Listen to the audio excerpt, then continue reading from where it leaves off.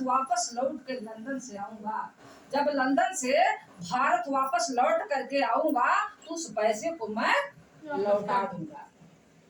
अब सोचिए यहाँ तो भारत में उनके खिलाफ सभी लोग थे जी, माता रमाबाई के और बाबा साहब के खिलाफ तो सभी मनवाद थे। अब मनवादियों के अंदर मनवाद कौन है बहन? नहीं करते मनवाद, वही ब्राह्मण है, वही वैश्य है, बनिया है, वही क्षत्रिय है, वही लाला है जो हमको आपको आडंबर में फंसाए। समझ रहे हैं? अब उनके अंदर भारत के अंदर वो कर्जा लेने किससे जाए?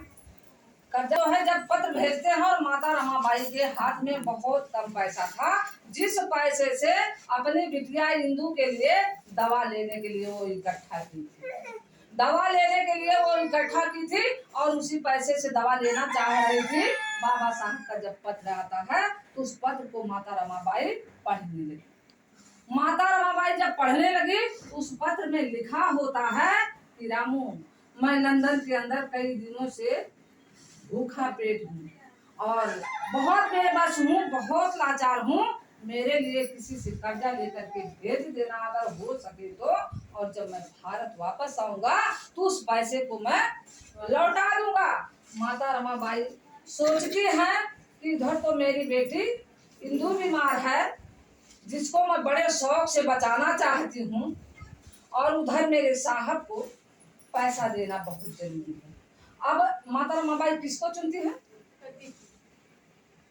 इनके लिए ताली होनी चाहिए और जबरदस्त तालियों का जाम होना चाहिए और तेज बजाया करो। ताली के माध्यम से आपका हाथ भी खुलना चाहिए, जबान के माध्यम से आपकी आवाज खुलनी चाहिए और अंदर से आपका हौसला बुलंद होना चाहिए। ठीक है, तो सभी बहनें थोड़ा एक सुर में बोला करो ताकि उसपे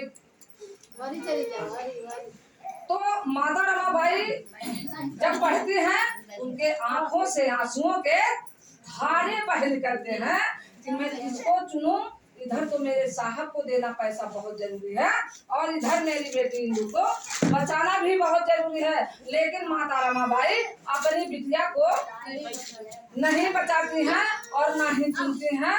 माता रमाबाई कहती हैं कि आज मेरी एक बेटी इंदू मरे तो कोई बात नहीं, आज मेरी एक बेटी इंदू मरे तो कोई बात नहीं, लेकिन मेरे साहब का जिंदा रहना बहुत जरूरी है, क्योंकि मेरे साहब अगर जिंदा रहेंगे तो आने वाले समय में करोड़ों करोड़ों हिंदुओं का सम्मान का जीवन देंगे। इसलिए माता रमाबाई बाबा साहब को चुनती हैं और उनकी बेटी इंदू का मौत हो जाता है।